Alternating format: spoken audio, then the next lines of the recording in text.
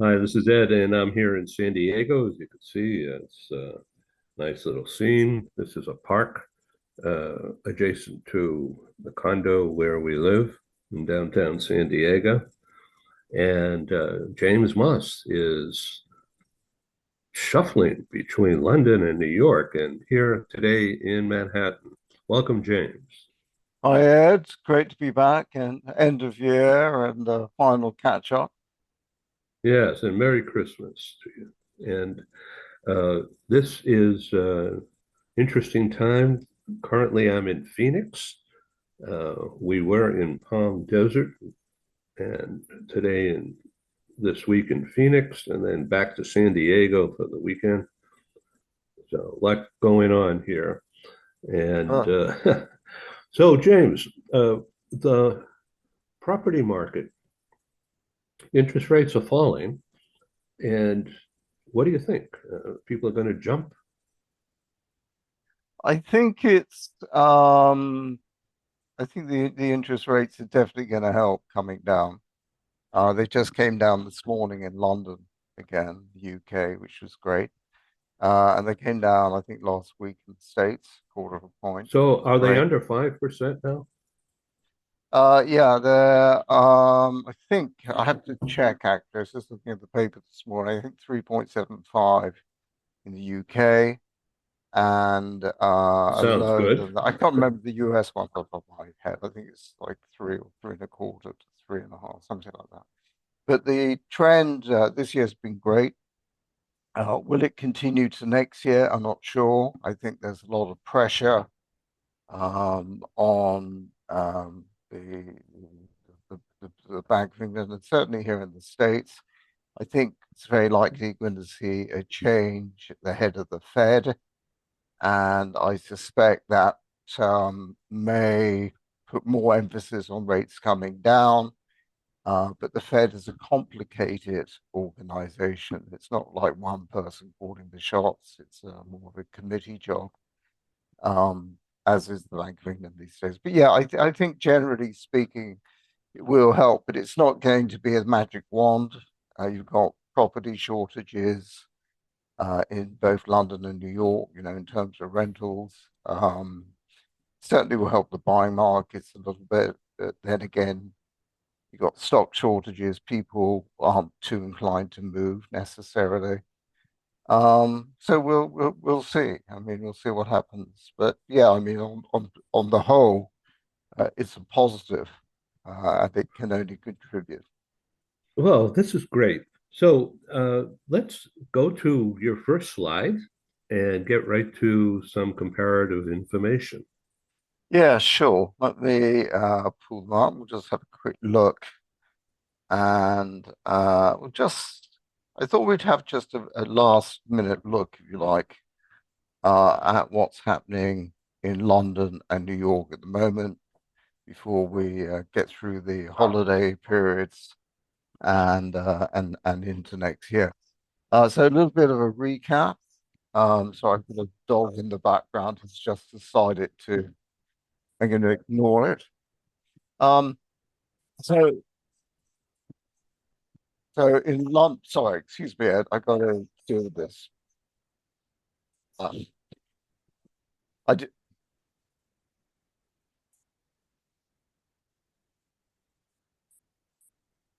and I'm going to have to stop this. I got these effing dogs here. Okay, I'll be back in a second. All right. Okay, so we're going to compare notes. We're going to have a discussion, a brief discussion about current happenings right now, just about. Interest rates are falling. There's a property shortage, which means prices stay high. And James Yeah, Moss a bit is of going bit of a to, moment there. yeah, But a dog pet moment, eh?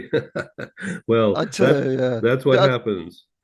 can we start again very quickly, or what do you want to do? Yes, okay. I'll give it a three count. Ready? Here we go. Three, two, one. I'm in San Diego. This is Ed. And James Moss is today in Manhattan, and we're going to talk about property in London and Manhattan. Interest rates are falling. James, welcome to the show. Hi, Ed. Great to be back. And yeah, our final show this year. So I thought we'd have a quick look back, see where we are now, and get the crystal ball out and have a look ahead and see what we can see. All right, we have around 12 to 15 minutes remaining available today. So let's get to the first slide. Okay. Well, the first slide is really London and just having a look at what the situation is in London at the moment. 10 Downing Street. Yeah, well, not your sort of average house. But I thought, well, if well, why not? Let's have a bit of fun at the end of the year. So, prime real estate, I think it probably would fall into that category. Um, so yeah, so it's sort of the festive time of year. So basically, well, what has happened is that London rents have really gone up a lot this year. They went up by almost 2%. Annual rental growth, but I can tell you they've actually gone up a lot more than that in quite a lot of the neighborhoods in 2025. And the reason is that there are severe stock shortages. There is a lot of demand for rental property. Properties are not being built very quickly in London. With interest rates, as you mentioned earlier on, coming down, uh, people might start considering moving again. And that might bring some more stock possibly into the rental market, but I don't think it's particularly likely. There's a lot of pressure, a lot of tax relief has gone for landlords. A lot of landlords have actually sold and got out of the market this year, and will continue to do so. So it's not a particularly rosy picture in London at the moment. Um, but I've got some rental numbers which are quite good to see. So sort of one bed apartments, and I've really put this into US parlance as well as sort of British. But in US dollars, you can see you're looking at 3 to 5 thousand a month is quite normal now for a decent quality one bedroom in prime central London. So we're talking about really the good areas of London.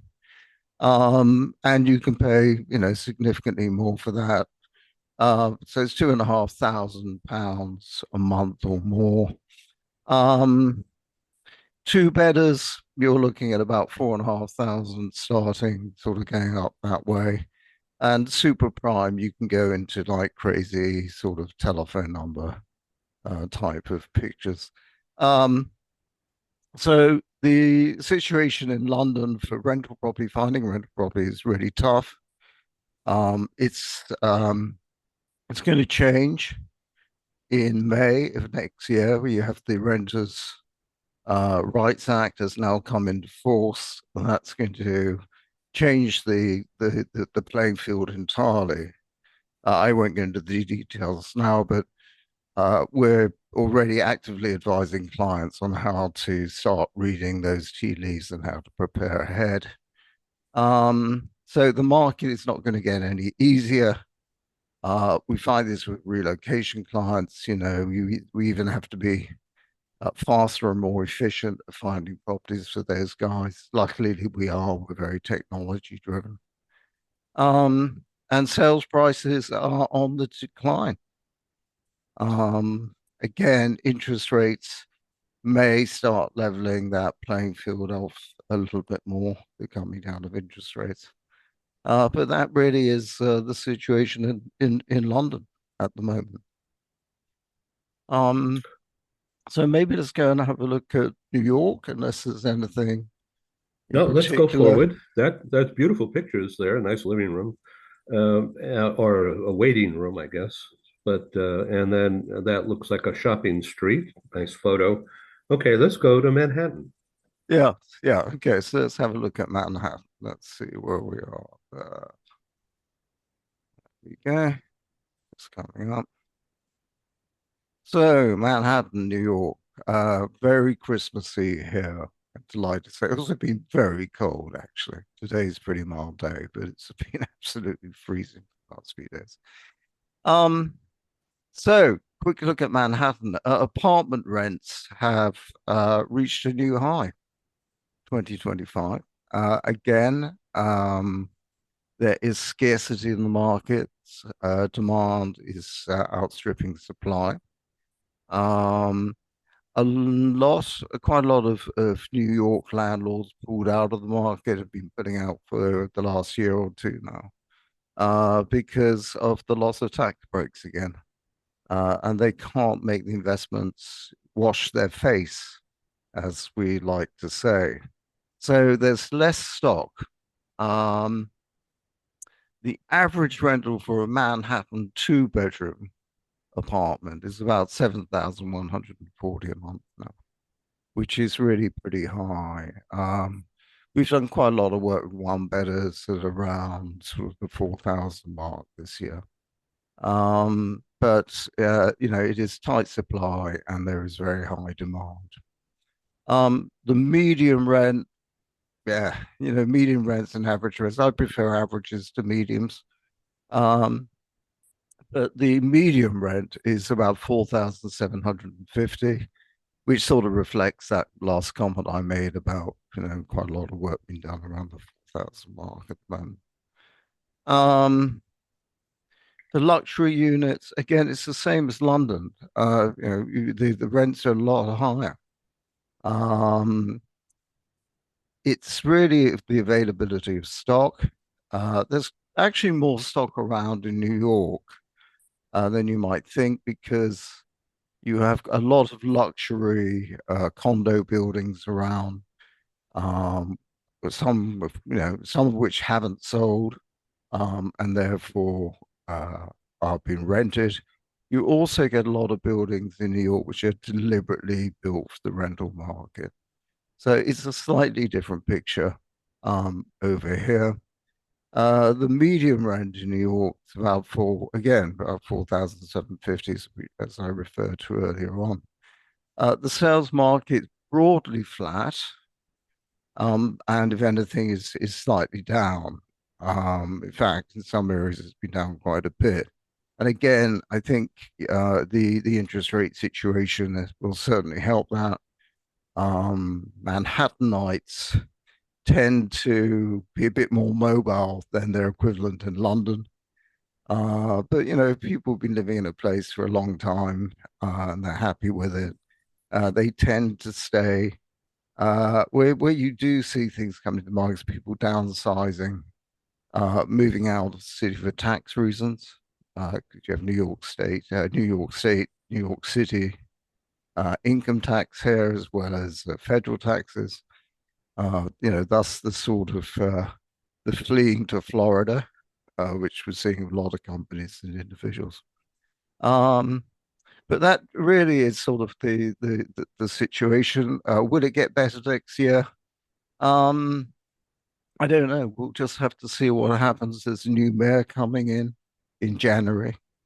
Mondani, he has a very aggressive affordable housing agenda. And if he's able to get some of that through, I think that will certainly make a difference.